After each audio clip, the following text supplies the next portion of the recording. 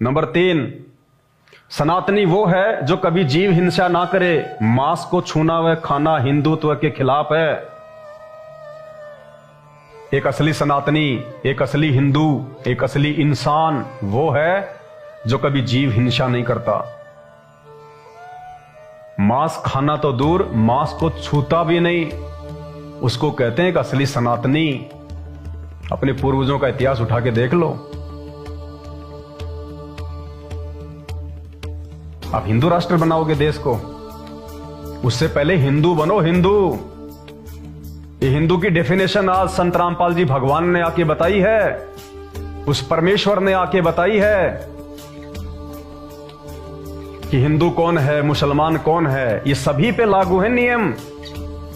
ये जितने भी नियम आपको जो बताए जाएंगे, जो पॉइंट, अगर एक मुसलमान के अंदर नहीं है तो वो मुसलमान नहीं है, उसका धर्म मुसलमान नहीं है। अगर एक जैनी के अंदर नहीं है ये गुण तो वो जैनी नहीं है, उसका धर्म जैन नहीं है, वो इंसान नहीं है, इंसान के रूप में शैतान है। जो इन सभी अवगुणों से युक्त है। तो एक असली सनातनी, एक असली हिंदू, एक असली इंसान वो है जो कभी जीव हिंसा नहीं करता। बताइए, यहां तो सरकार ने बूचड़ खाने खुलवा रखे हैं, और हिंदुस्तान में जितने भी बूचड़ खाने हैं, अगर आप लिस्ट निकाल के देखोगे कि उनके मालिक कौन है, हिंदू। अगर 1000 बूचड़ खाने हिंदुस्तान में हैं तो 900 व्यक्ति जो उनके मालिक हैं वो आपको हिंदू मिलेंगे। कौन सा हिंदू राष्ट्र बनाने की बात कर रहे हैं भाई साहब? क्या सपना देख रहे हैं आप? यह परमेश्वर का विधान है जो शास्त्रों में है। इस विधान को लागू किए बिना आप इस देश को ना तो विश्व गुरु बना सकते, ना आप इस देश को आप सनातनी संस्कृति की तरफ वापस लेके जा सकते, और ना आप इस देश को हिंदू राष्ट्र बना सकते। तो यहां तो सरकारों ने बूचड़ खाने खुलवा रखे हैं, कत्ल खाने खुलवा रखे हैं। जगह जगह आपको मीट की दुकानें मिलेंगी, पशु काटे जाते हैं, रोडों पे पक्षी काटे जाते हैं, और खाने वाले कौन? हम हिंदू, मुसलमान, जैनी, बौद्ध, जो अपने आप को सबसे ज्यादा पाक और पवित्र बताते हैं। मुसलमान कहता मेरा धर्म सबसे पाक है, हिंदू कहता मेरा धर्म सबसे पवित्र है, जैनी कहते हैं हम तो लहसुन भी नहीं खाते, और शाम के समय फिर वो बकरे खाते हैं, मुर्गे खाते हैं। ब्राह्मण, मैं तो सर्वश्रेष्ठ जाति में पैदा हुआ हूं, मैं तो ब्रह्मा जी का वंशज हूं, ब्राह्मण कुल में, और रात्रि के समय बकरे की टांग खाता है, मुर्गे की टांग खाता है, ब्राह्मण है। अभी तक तो ब्राह्मण की परिभाषा का भी नहीं पता कि ब्राह्मण कौन होता है। उस परिभाषा को भी संत रामपाल जी ने आके बताया कि ब्राह्मण वो ही जो ब्रह्म पहचाने, जो ब्रह्म को पहचानता है, जो सृष्टि के उत्पत्तिकर्ता को पहचानता है, जो परमेश्वर को पहचानता है, और पहचानने के बाद में जो उस परमेश्वर के नियमों पे चलता है, जो इन सभी नियमों को फॉलो करेगा, वो है एक असली ब्राह्मण। जाति से कोई ब्राह्मण नहीं है, ये जातियां भगवान ने नहीं बनाई। अगर भगवान ने जाति बनाई है तो बता दीजिए, त्रेता युग में श्री रामचंद्र जी की क्या जाति थी? क्या जाति थी श्री रामचंद्र जी की? जाट थे, यादव थे, ब्राह्मण थे, ठाकुर थे, राजपूत थे, क्या थे? क्योंकि त्रेता युग में जाति थी ही नहीं। ये जातियां तो द्वापर युग के लास्ट में शुरू हुई हैं, श्री कृष्ण जी के समय में। उससे पहले कोई जाति थी ही नहीं। तो मांस खाने वाले भारत को हिंदू राष्ट्र बनाएंगे?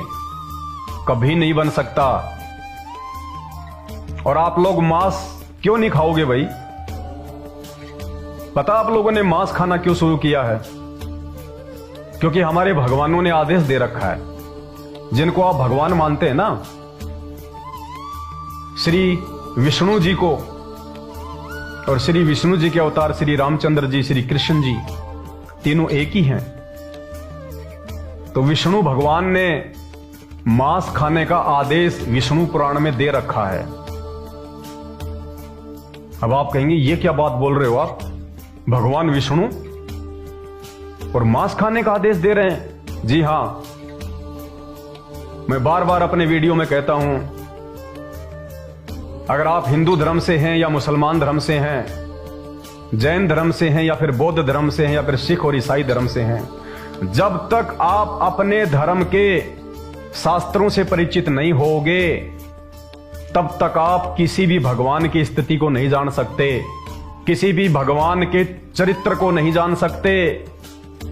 आप अध्यात्म से सैकड़ों कोस दूर रहोगे।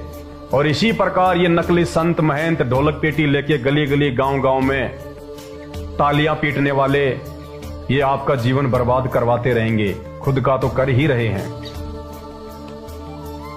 विष्णु पुराण 18 पुराणों में से एक है विष्णु पुराण। वेद व्यास जी के पिताजी थे पाराशर ऋषि जी, जिन्होंने विष्णु पुराण की रचना की। विष्णु पुराण में श्राद्ध के समय आपके जब पूर्वज मरते हैं ना, और जब आप उनका श्राद्ध निकालते हो, हम तो नहीं निकालते क्योंकि हमें तो पूर्ण परमेश्वर सतगुरु रामपाल जी भगवान ने आके सच्चाई बता दी अध्यात्म की, इन श्राद्धों की, इन कर्म और कांडों की जो आज से पहले हमारे पूर्वजों का जीवन बर्बाद कर गए और वर्तमान की पीढ़ी का जीवन बर्बाद कर रहे हैं। ये कर्म कांड, ये ज्ञानहीन नकली धर्मगुरु। तो संत रामपाल जी ने आके सच्चाई बताई। इन्होंने आज ये पुराण दिखाए हैं जनसाधारण को, आम व्यक्ति को। और जब तक आप भी इन शास्त्रों को अपनी आंखों से नहीं देखोगे, इनमें लिखी हुई सच्चाई से परिचित नहीं होगे, आप भी ऐसे धोखा खाते रहोगे, भटकते रहोगे। ये सच्चाई है, पीठ पीछे नहीं बोली जा रही। संत रामपाल जी तो 1994 से इंटरनेशनल टीवी चैनलों पे, साधना टीवी चैनल और श्रद्धा टीवी चैनल, आस्था टीवी चैनल पे दिखा रहे हैं 1994 से। और ये सभी जो हिंदू धर्म के ठेकेदार हैं या जो ये मुसलमान धर्म के ठेकेदार हैं, क्योंकि संत रामपाल जी ने सभी धर्मों को बराबर लिया है। भगवान की नजरों में कोई छोटा बड़ा नहीं होता। पाखंड सभी धर्मों में है, चरम सीमा पे है। मुसलमान धर्म के पैगंबर हजरत मोहम्मद ने कभी मांस नहीं खाया। हजरत मोहम्मद जी कभी भी नमाज पढ़ने के लिए किसी भी मस्जिद में नहीं गए। और आज मुसलमान धर्म में जो पाखंड फैला हुआ है, कोई सीमा नहीं है। आने वाले समय में कुरान शरीफ पे भी वीडियो बना के आपको दिखाए जाएंगे। मुसलमान भाइयों की भी आंखें खोली जाएंगी, क्योंकि मुसलमान धर्म में भी चंद जो धर्मगुरु हैं, क्योंकि आम जनता ज्यादा होती है, धर्मगुरु थोड़े होते हैं। वो काजी, मुल्ला, पीर, वो पैगंबर जिनको खुद कुरान शरीफ की जानकारी नहीं है और पूरे मुसलमान समाज को भ्रमित किए बैठे हैं। वो सच्चाई भी संत रामपाल जी ने अपने सत्संगों में दिखाई है, बताई है, कुरान शरीफ को खोल खोल के। तो आने वाले समय में आपको कुरान शरीफ पे भी वीडियो बना के सच्चाई बताई जाएगी, मुसलमान भाइयों को भी। और भाई, जागना हो तो जाग लेना। ये धर्म भगवान ने नहीं बनाए, ये जातियां भगवान ने नहीं बनाई। भगवान ने तो मां के पेट से सबको जेर में लपेट के भेजा है। बाहर आके ना धो के कोई पंडित बन गया, कोई बनिया बन गया, कोई यादव बन गया, कोई जाट बन गया, कोई ठाकर बन गया। भगवान ने तो सबको मां के पेट से शूद्र पैदा किया, शूद्र। सब के सब जेर में लिपट के, गंदगी में लिपट के बाहर आए हैं। बाहर ना धो के सब अपने आप को पाक पवित्र समझने लग गए। सनातनी वो है जो कभी जीव हिंसा ना करे। यहां बात बात पे लड़ाई, बात बात पे झगड़ा, प्रॉपर्टी को लेके झगड़ा, औरतों को लेके झगड़ा, गर्लफ्रेंड को लेके झगड़ा, पद और पोस्ट को लेके झगड़ा, अध्यक्ष के पद को लेके झगड़ा, सरपंच के पद को लेके झगड़ा, मंत्री पद को लेके झगड़ा, राजनीतिक पार्टियों में झगड़ा। कौन कितने आदमी मरवा देता है कोई पता नहीं, अपने स्वार्थ के लिए, अपनी चेयर बचाने के लिए। यह हिंसा। कैसे हिंदू राष्ट्र बनाओगे इस देश को, इस मनमुटाव के बीच? तो हिंदू वह है जो ना कभी मांस खाए और ना कभी मांस को छुए। और हिंदू समाज में मांस खाना क्यों शुरू हुआ? क्योंकि भगवान विष्णु ने आदेश दे रखा है। अपनी आंखों से देखोगे तब आपको पता चलेगा, क्योंकि आपने अभी तक ये शास्त्र पढ़े नहीं और इन नकली संतों ने आपको कभी पढ़ाए नहीं। अगर इन शास्त्रों में लिखी हुई ये सच्चाई अगर आपको ये हिंदू धर्म के संत महंत आचार्य शंकराचार्य यदि आपको बता दें, तो आप इनसे सवाल करने लग जाओगे।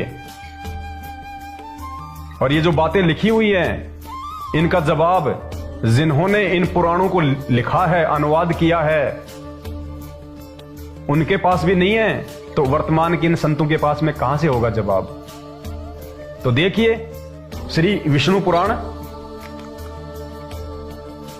ये तृतीय अंश है, तीसरा अंश है विष्णु पुराण का, और 16वां अध्याय विष्णु पुराण का तीसरा अंश 16वां अध्याय। पेज नंबर देख लीजिएगा, मार्केट से लाके खरीद के 200 रुपए में आएगा। गीता प्रेस गोरखपुर से प्रकाशित है, जो कि हिंदू समाज में सबसे ज्यादा विश्वसनीय है, एथेंटिक है, कोई झुटला नहीं सकता इसको। ये पेज नंबर देखिएगा 219, पेज नंबर 219, तीसरा अंश 16वां अध्याय। क्या लिखा हुआ है यहां पे? श्री पाराशर ऋषि जी ने, जिसने विष्णु पुराण लिखा है, विष्णु भगवान के आदेश से, विष्णु भगवान का ये जीवनी है, ये पूरी उनके विचार हैं विष्णु पुराण में। जैसे ब्रह्मा पुराण में श्री ब्रह्मा जी का पूरा हिसाब है, पूरा उनका खाता है, उनकी जीवनी है, उनके कर्म और कुकर्म है। ऐसे ही विष्णु पुराण में श्री विष्णु जी का पूरा हिसाब किताब है। क्या उनके विचार हैं, क्या उनकी लीलाएं थी, कौन कौन से उन्होंने युद्ध किए, कौन कौन से उन्होंने अच्छे काम किए, सबका जो मटेरियल है वो श्री विष्णु पुराण में है, 16वां अध्याय। और यहां पे ये श्राद्ध के बारे में लिखा हुआ है, श्राद्ध कर्म के विषय में। श्राद्ध कर्म में विहित और अविहित वस्तुओं का विचार। श्राद्ध, किन मूर्खों ने हमारे को श्राद्ध निकालने सिखा दिए? अरे आपके पूर्वज या आप लोग, आप कहते हो कि भगवान विष्णु पूर्ण परमात्मा है, ब्रह्मा जी पूर्ण परमात्मा है, और उनकी भक्ति करके तो हम उनके लोक में चले जाएंगे, बैकुंठ में चले जाएंगे, हमारी मुक्ति हो जाएगी। एक तरफ तो आपके पूर्वज भगवान विष्णु की भक्ति करके विष्णु जी के लोक में चले गए, आप घर पे उनकी फोटो बनवाते हो उनके मरने के बाद, और नीचे लिखते हो हमारे स्वर्गवासी पिताजी, यानी वो स्वर्ग में चले गए, भगवान के पास चले गए, उनकी मुक्ति हो गई। अरे जब मुक्ति हो गई, भगवान के पास वो चले गए, फिर ये श्राद्ध क्यों निकलवाए जा रहे हैं मुक्ति के लिए? जिनकी जीते जी मुक्ति नहीं हुई, तो मरने के बाद श्राद्ध निकालने से कहां से मुक्ति हो जाएगी? इन नकली ज्ञानहीन धर्म गुरुओं ने, ये सबसे बड़े पाखंडी हैं, समाज के सबसे बड़े दुश्मन हैं ये, जिन्होंने हमारे पूर्वजों को भूत बनवा दिया उल्टी साधना देके। जो व्यक्ति भगवान विष्णु की भक्ति करके विष्णु लोक में गया, मुक्ति हो गई, उसके बाद उसके श्राद्ध क्यों? मुक्ति के लिए, उसकी तृप्ति के लिए, उसकी भूख शांत करने के लिए। अरे भगवान विष्णु के लोक में भी अनाज की कमी है क्या? वहां पे भी खाने दाने की वो कमी है क्या, जो उसकी तृप्ति के लिए आप हर छठे महीने ये श्राद्ध निकालते हो? ये नतीजा है आप और हमारी अज्ञानता का, आप और हमारी उस छोटी सोच का, जो हम संतों के सत्संग नहीं सुनते, जो तत्वदर्शी संत होते हैं। हम कभी अपने शास्त्रों को नहीं पढ़ते, हमने कभी सच्चाई जानने का प्रयास ही नहीं किया, हमने कभी आवश्यकता महसूस ही नहीं की। जैसा इन ज्ञानहीन धर्म गुरुओं ने हमारे को बता दिया, वैसा हमने मान लिया। अरे ये तो देखा देखी हो गई, ये तो अंधविश्वास हो गया। इन्होंने बताया, हमने मान लिया। ये जो भी कथाएं बताते हैं, क्या आप अपने घर पे आके उनको पढ़ते हो? नहीं। तो इसका नतीजा श्राद्ध हमारे को इस कर्म कांड के अंदर फंसा दिया, सिर्फ अपना पेट भरने के लिए, वो खीर मालपुए खाने के लिए, दान दक्षिणा के चक्कर में। जिस व्यक्ति की भगवान विष्णु की आजीवन भक्ति करते करते मुक्ति नहीं हुई, अब उसके मरने के बाद में, उसके भूत बनने के बाद में ये श्राद्ध निकालने से उसकी मुक्ति होगी। वो खुद अपनी मुक्ति नहीं करवा पाया अपनी भक्ति करके, तुम्हारे द्वारा जो प्रयास किया जाएगा उसकी मुक्ति हो जाएगी? कभी नहीं हो सकती। गरुड़ पुराण को ध्यान से सुनना, उनकी तो दुर्गति होती है नरक में। तो ये श्री विष्णु पुराण पेज नंबर 219, तीसरा अध्याय, तीसरा अंश, 16वां अध्याय। श्राद्ध क्रम में विहित और अविहित वस्तुओं का विचार, यानी भगवान विष्णु के आदेश से पाराशर जी ने यह लिखा है। और क्या कर लिखा है कि जब श्राद्ध निकाले जाते हैं, पाराशर को भी ज्ञान नहीं, क्योंकि बिना तत्वदर्शी संत की शरण में आए ब्रह्मा विष्णु महेश को ज्ञान नहीं हो सकता। पाराशर ऋषि तो कौन से खेत की मूली है। तो ये पाराशर जी के विचार हैं भगवान विष्णु के आदेश से कि श्राद्ध में विहित यानी योग्य और अविहित यानी अयोग्य, यानी श्राद्ध में कौन सी वस्तुओं का प्रयोग करना चाहिए और कौन सी वस्तुओं का प्रयोग नहीं करना चाहिए। क्या लिख रहे हैं? और वो बोले हवि, हवि यानी हवन सामग्री, हवि यानी हवन सामग्री, मत्स्य मछली, सशक खरगोश, इसमें आगे लिखा हुआ हिंदी में भी, कोष्टक में भी, मैंने नहीं लिखा, संत रामपाल जी ने नहीं लिखा है, श्री पाराशर ऋषि जी ने लिखा है हजारों वर्ष पहले मूल संस्कृत में। ये देखिए, ये मूल संस्कृत है इसकी, और श्री जय दयाल गोविंदका जी ने वर्तमान में इसका हिंदी में अनुवाद किया है जैसी ये संस्कृत है। इसमें कोई फेरबदल नहीं हो सकती। कोई ये सोचे कि इनमें कोई मिलावट कर दी होगी, मूल संस्कृत में कहीं कोई मिलावट नहीं है किसी भी धर्म ग्रंथ में। अनुवादकों ने जरूर अपने अपने हिसाब से उनका जो अनुवाद है वो उल्टा सीधा किया है, लेकिन यहां जो अनुवाद जय दयाल गोविंदका जी ने किया है मूल संस्कृत के अनुसार ही किया है, जो बिल्कुल एक्यूरेट है। और वो बोले हवि यानी हवन सामग्री, मत्स्य मछली, सशक खरगोश, नकुल, नेवला, शुकर, सुअर, छाग, ये एक पौधा है। कस्तूरिया हिरण, जिस हिरण की नाभि में कस्तूरी होती, हिरण।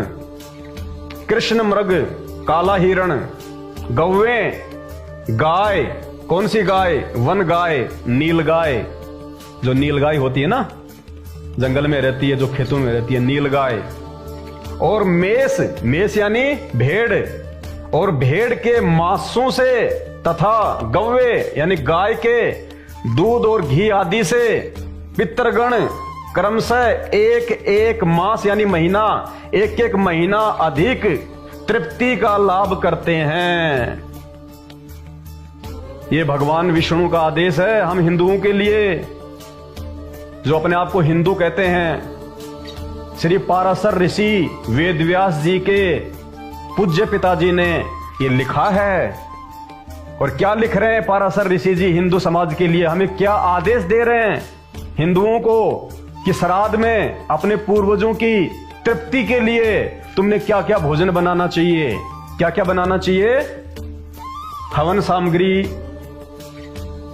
मछली का मांस बनाना चाहिए, सशक खरगोश का मांस बनाना चाहिए, नकुल नेवले का मांस बनाना चाहिए, शुकर सुअर का मांस बनाना चाहिए, छाग ये एक पौधा है इसकी सब्जी बनानी चाहिए, कस्तूरिया हिरण कस्तूरी वाले हिरण का मांस बनाना चाहिए, कृष्ण मृग जो काला हिरण होता है उसका मांस बनाना चाहिए, गौवे वन गाय नील गाय का मांस बनाना चाहिए रोज का, और भेड़ के मांसों से तथा गव्वे और गाय के दूध और घी आदि से।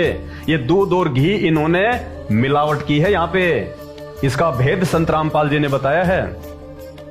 ये जो जय दयाल जो गोविंदका जी हैं जिन्होंने इसका अनुवाद किया है, मूल संस्कृत में कहीं भी दूध और घी नहीं है। ये कोष्टक में इन्होंने लिखा है दूध और घी, अलग से लिखा है इन्होंने कोष्टक में दूध और घी। ये देखिए दूध घी आदि, जबकि मूल संस्कृत में कहीं भी दूध और घी का जिक्र नहीं है।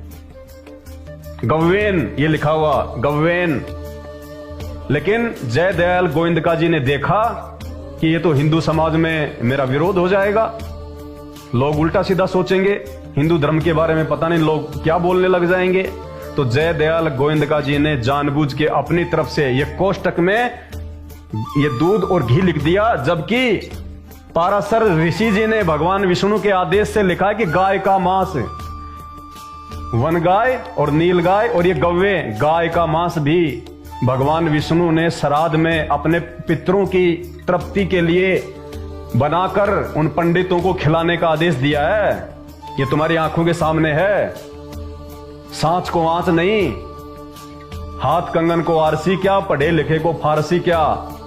और उसके बाद भी यदि कोई कहता है कि नहीं, तो उसको तो मोतियाबिंद का रोग हो रहा है। आंखें स्वस्थ लेकिन दिखाई कुछ भी नहीं देता। ये हकीकत है जो संत रामपाल जी ने बताई, आज इस परमेश्वर ने आके बताई है। क्योंकि इन शास्त्रों में लिखी गई वास्तविक जानकारी को केवल परमात्मा बता सकता है। ये नकली संत संस्कृत के ज्ञाता नहीं बता सकते। तो क्या कह रहे हैं?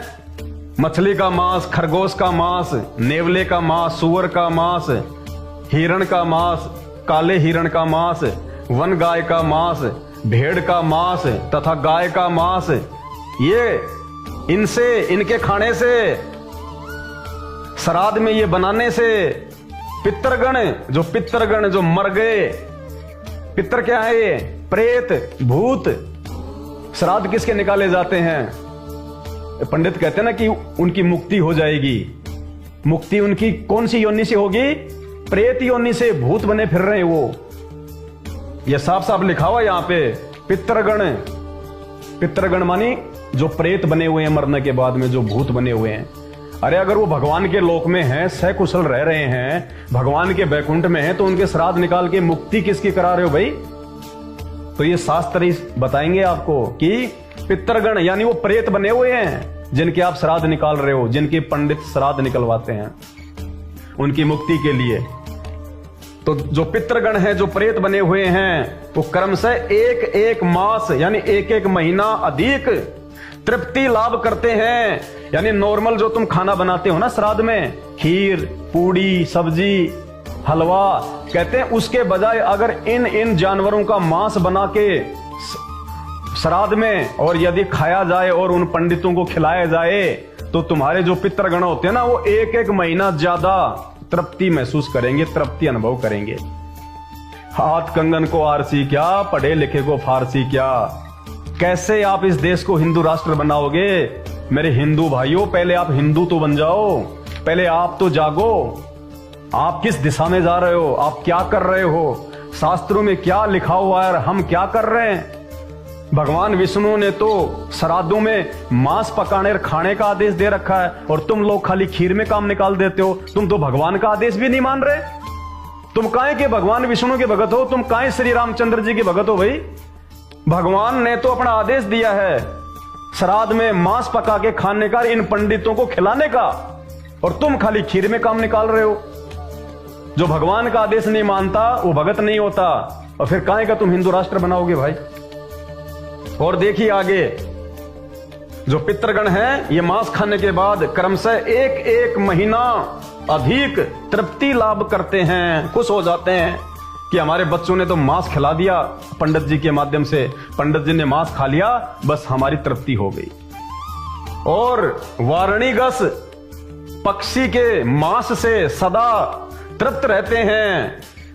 एक पक्षी है कोई वार्दिरणस, कहते हैं उसका मांस भी जब खा लेंगे ये पंडित लोग श्राद्ध में, तो कहते हैं देव हमारे जो होते हैं, जो पितृ, वो तृप्त हो जाएंगे। आगे देखिए, इतना ही नहीं, हे नरेश्वर, नरों में ईश्वर, पाराशर जी कह रहे हैं, हे नरेश्वर, श्राद्ध क्रम में, ये देखो लिखा हुआ श्राद्ध क्रम, अगर यहां पे साफ नहीं दिखाई दे रहा है तो 250-300 रुपए का आएगा। मार्केट से जाके गीता प्रेस गोरखपुर से जो प्रकाशित है, जिसके लेखक हैं जयदयाल गोविंदका जी, ले आना। चश्मा लगा के देखना मेरे भाइयों, जागो, गलतफहमी से बाहर निकलो। ये नकली धर्मगुरु हमारा जीवन बर्बाद कर देंगे। जैसे हमारे पूर्वज भूत बना के अब उनके श्राद्ध निकलवा रहे हैं ना, ऐसे हमारे भी श्राद्ध निकलेंगे, फिर भूत बने फिरेंगे। और कहते हैं भूत की योनि बहुत लंबी होती है, 250-300 साल तक भूत बनता है। बहुत भूत की योनि सबसे ज्यादा दुखी योनि होती है। हे नरेश्वर, श्राद्ध क्रम में गेंडे का मांस, ओहो, गेंडे को भी नहीं छोड़ा। बेचारे गेंडे ने किसका क्या बिगाड़ दिया भाई है? तो पाराशर ऋषि जी भगवान विष्णु के आदेश से हम प्राणियों को आदेश दे रहे हैं कि गेंडे का मांस बन जाए तो कहना है क्या श्राद्ध में। ओहो, पंडित जी भी तृप्त और आपके देवता भी तृप्त और आपके उपित्र भी तृप्त। गेंडे तक का मांस श्राद्ध में खाने का और पकाने का आदेश है। हिंदू राष्ट्र बनाएंगे। हे नरेश्वर, श्राद्ध कर्म में गेंडे का मांस, काल साक, ये जल के अंदर पैदा होने वाला एक पौधा है काल साक, और मधु के दो अर्थ होते हैं, एक होता है शराब, एक होता है शहद। लेखक ने यहां पे शहद लिख दिया ताकि हिंदू समाज में कोई मेरी बेइज्जती ना करे, कोई मुझे उल्टा सीधा ना बोले। जबकि मधु का, अरे जहां मांस खाने का आदेश है तो क्या मधु पीने का आदेश नहीं होगा, शराब पीने का आदेश नहीं होगा? ये आपकी आंखों के सामने है, अगर आंखें आपकी खुल जाएं तो। ये सारे का सारा जो वृत्तांत है, सारा का सारा जो ज्ञान है, संत रामपाल जी ने ये सारा बता के और दिखा के तो समाज की आंखें खोली हैं, हमारे जैसे लोगों की आंखें खोली हैं। ये पढ़ाई लिखाई का यही तो एकमात्र फायदा है। अरे आज से 100 साल पहले पढ़ाई लिखाई नहीं थी, आम व्यक्ति को पढ़ने का अधिकार भी नहीं था। केवल एक जाति विशेष के लोग, ये ब्राह्मण वर्ग, और ब्राह्मण का मतलब मेरा कोई ये जाति से नहीं है। कहीं जो पंडित जी हैं, जो शर्मा जी हैं, वो सोचे हमारे लिए कह रहा है, नहीं। ब्राह्मण का मतलब होता है जो गुरु पद पे होते हैं, जो गुरु पद पे होते हैं, जो धर्म गुरु होते हैं, उनको कहते हैं ब्राह्मण। वो चाहे चमार जाति से है, वो चाहे यादव जाति से, जो समाज का आध्यात्मिक मार्गदर्शन करता है उसको कहते हैं ब्राह्मण। तो इन ब्राह्मणों ने, इन नकली धर्म गुरुओं ने ये सच्चाई क्यों नहीं बताई भाई भगत समाज को? जब ये विष्णु पुराण की कथा करते हैं तो ये चीज आपको खोल के क्यों नहीं बताते? क्योंकि फिर आप उनसे सवाल करोगे तो उसके पास जवाब नहीं है, क्योंकि इसके लेखक के पास ही जवाब नहीं है। लेखक नीचे अंडरलाइन में क्या लिख रहा है? मधु अत्यंत प्रशस्त और अत्यंत तृप्तिदायक है। आनंद ही आ जाएगा अगर मधु और मिल जाए। अब देखिएगा, जो इसके अनुवादक हैं जयदयाल जी, जिन्होंने विष्णु पुराण का संस्कृत से हिंदी में अनुवाद किया है, जैसा इन श्लोकों में लिखा हुआ है। तो जयदयाल गोविंदका जी ने जब देखा कि यार इसमें तो श्राद्ध में मांस खाने का आदेश है, शराब पीने का आदेश है, गेंडे का मांस पकाने का आदेश है, किसी को छोड़ा ही नहीं, तो भगवान विष्णु ने ये क्यों लिख दिया? तो सर चकरा गया अनुवादकर्ता का, और अनुवादकर्ता को मजबूरी में नीचे लिखना पड़ा। क्या लिख रहे हैं? इन 3 श्लोकों का मूल के अनुसार अनुवाद कर दिया गया है। कि भैया मेरी गलती नहीं है, मैंने तो मूल संस्कृत के अनुसार इन तीनों जो ये श्लोक हैं, मैंने तो इनका अनुवाद ऐसे का ऐसा कर दिया, जो जो खाने और पीने का इसमें आदेश दिया भगवान ने। मेरी गलती नहीं है, मेरे को दोष मत देना। इन 3 श्लोकों का मूल के अनुसार अनुवाद कर दिया गया है। आगे क्या कह रहे हैं? समझ में नहीं आता। जयदयाल जी कह रहे हैं कि समझ में नहीं आता कि इस व्यवस्था का क्या रीजन है। यानी श्राद्ध कर्म में गेंडे का, हिरण का, भेड़ का, गाय का मांस पकाने का क्या मतलब है, समझ में नहीं आ रहा। तो मेरे भोले भाइयों, विचार करो। आप जयदयाल गोविंदका, जिन्होंने मूल संस्कृत का हिंदी में अनुवाद किया और जिसकी लाखों करोड़ों कॉपियां समाज में, घर घर में, जिस विष्णु पुराण को जो श्री जयदयाल जी ने अनुवाद करके दिया है, उसके आधार से आजकल ये पंडित लोग टीवी चैनलों पे बैठ बैठ के विष्णु पुराण की कथा करते हैं। अरे जब जयदयाल गोविंदका जी भी चक्कर में पड़ गए, उनकी भी बुद्धि हिल गई, तो इन नकली संतों को, ये टीवी चैनलों पे 10-20 लाख रुपए जनता से हड़पने वालों को कहां से समझ में आ जाएगा इन शास्त्रों का रहस्य? कहां से समझ में आ जाएगा? इसको समझाने के लिए आज धरती पे वो पूर्ण परमात्मा, देवों का देव महादेव, शंकर जी महादेव नहीं है, शंकर जी से ऊपर तो बहुत सारे महादेव हैं। आने वाले दिनों में आपको शिव पुराण से बताएंगे। ये तो बहुत छोटे स्तर के भगवान हैं, इनसे ऊपर तो बहुत हैं। क्योंकि हम तो अपरिचित है ना, शास्त्र तो हम पढ़ते नहीं कभी, और अगर कोई संत पढ़ाता है तो उसको हम लोग पाखंडी कह देते हैं। तो इसका अनुवाद यथार्थ रूप में केवल तत्वदर्शी संत ही कर सकता है। श्री कृष्ण जी ने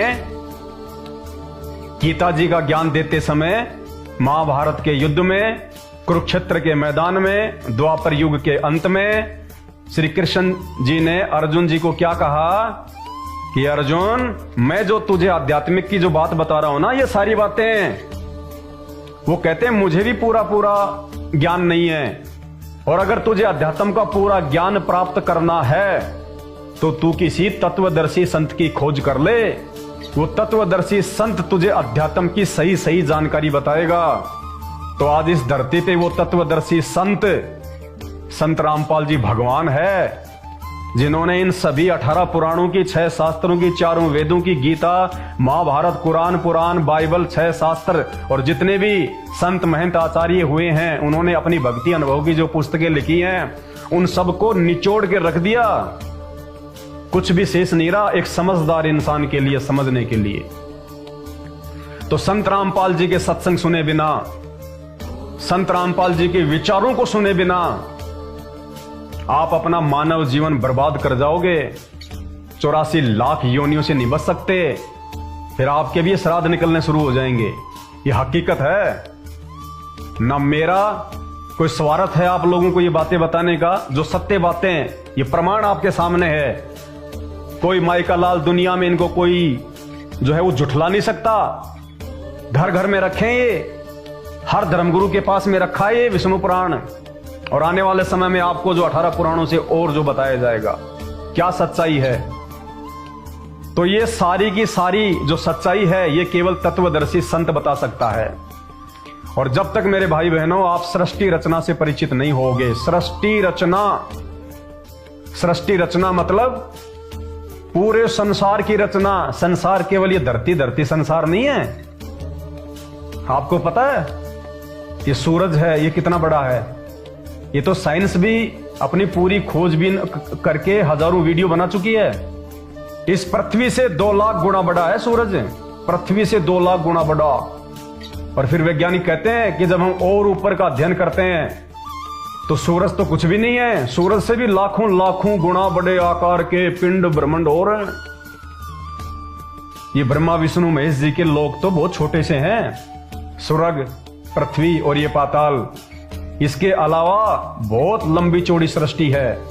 ये तो बहुत छोटा सा विस्तार है ये ब्रह्मा विष्णु महेश जी का, जिसमें पृथ्वी, पाताल, स्वर्गलोक, 14 भवन, गोलोक, ध्रुवलोक, आपकी सप्तपुरी, दुर्गा जी का लोक, ये ब्रह्मलोक सारे आ जाते हैं। जो स्वर्गलोक है ना, जिसमें भगवान विष्णु रहते हैं स्वर्ग में, हमारी जो पृथ्वी है ना, ऐसी 49 करोड़ पृथ्वियां हैं इस पूरे ब्रह्मांड में। अकेले स्वर्ग में 5 करोड़ पृथ्वियां, इससे भी बड़ी बड़ी। अब आप कहोगे यार ये पागल तो नहीं हो गया। शुरू में जब हमने संत रामपाल जी का ज्ञान सुना ना, हमें भी ऐसा ही लगा था कि या तो हम मेंटल हैं जो इनके सत्संग सुन रहे हैं, या फिर ये संत जी मेंटल हैं। लेकिन जब अपनी आंखों से देखा इन शास्त्रों में, फिर सर पे हाथ मारे कि कहां सो रहे थे हम, कहां कि हम अपने आप को एजुकेटेड कह रहे हैं। Excuse me, what is your name, ये 4 शब्द अंग्रेजी के पढ़ लेने से हम एजुकेटेड हो गए। पहले जो लोग संस्कृत बोला करते थे बढ़ चढ़ के, आज से 50 साल पहले हम उनको एजुकेटेड माना करते थे। अब संस्कृत का प्रचलन कम हो गया, अब ये अंग्रेजी का चल गया। तो आजकल जो फटाफट अंग्रेजी बोलता है हम उसको ज्यादा बड़ा विद्वान समझने लग गए। किसी भाषा का ज्ञान हो जाने से आदमी विद्वान नहीं होता। आपको अंग्रेजी आ गई, हिंदी आ गई, बाकी भाषाएं तो नहीं आती। 2700 भाषाएं दुनिया में। आपको 4 भाषा आती होंगी, 20 आती होंगी, आपको 100 भाषा आती होंगी ज्यादा से ज्यादा, बाकी 2600 भाषा और बच गई। तो आप विद्वान तो नहीं है ना। जिसको अंग्रेजी आती है उसको पंजाबी नहीं आती, जिसको पंजाबी आती है उसको उर्दू नहीं आती, जिसको उर्दू आती है उसको फारसी नहीं आती। तो काहे का विद्वान। तो भाषा का ज्ञान हो जाने से कोई विद्वान नहीं होता। असल में विद्वान वो है जो इन शास्त्रों का निष्कर्ष निकाल के और इनके अनुसार अपने जीवन को ढाले, इनके अनुसार अपना जीवन जिए, अपना आध्यात्मिक जीवन जिए, उसको कहते हैं विद्वान। जिसको अपने धर्मशास्त्रों की जानकारी नहीं है, जिसको ये नहीं पता कि मुझे शरीर किस लिए मिला है, खाने कमाने के लिए नहीं मिला। जानवर भी करते हैं ये काम, तो बच्चे पैदा करना, बच्चों का पालन पोषण करना, एक रोटी के टुकड़े के लिए सारा दिन भटकते रहना। इंसान भी पूरा जीवन रोटी के टुकड़े के लिए भटकता रहता है, और एक दिन वो जानवर मर जाता है, इंसान भी मर जाता है। क्या फायदा फिर। अगर जानवर की तरह आए और चले गए तो क्या फायदा फिर ये अनमोल मानव शरीर प्राप्त करने का जो भगवान ने दिया है। कहते माता पिता मिल जाएंगे 1,84 माही, पर सतगुरु की सेवा और भक्ति फेर मिलन की नाई। ये माँ बाप तो अगले जन्म में जब सुअर बनेंगे, हम गधे बनेंगे, हम कुत्ते बनेंगे, वहां भी मिल जाएंगे। लेकिन सुअर, गधे और कुत्ते के जीवन में ये सच्चा सतगुरु और ये आध्यात्मिक ज्ञान, भगवान और भक्ति और मुक्ति, ये उन अन्य योनियों में नहीं मिल सकती। इसलिए इस मानव शरीर को सबसे ज्यादा प्रधानता दी गई है, क्योंकि ये समझ सकता है। कोई समझाए तो, जानवर नहीं समझ सकता। आप चाहे कितना उसको गीता पढ़ाओ, कितना आप उसको शास्त्र पढ़ाओ, वो नहीं समझ सकता। तो आज इस पूरी पृथ्वी पे संत रामपाल जी पूर्ण संत हैं, पूर्ण संत। हिंदुस्तान में जितने भी संत, महंत, शंकराचार्य, मठाधीश हैं, एकमात्र संत रामपाल जी को छोड़ के, और हिंदुस्तानी नहीं, हर धर्म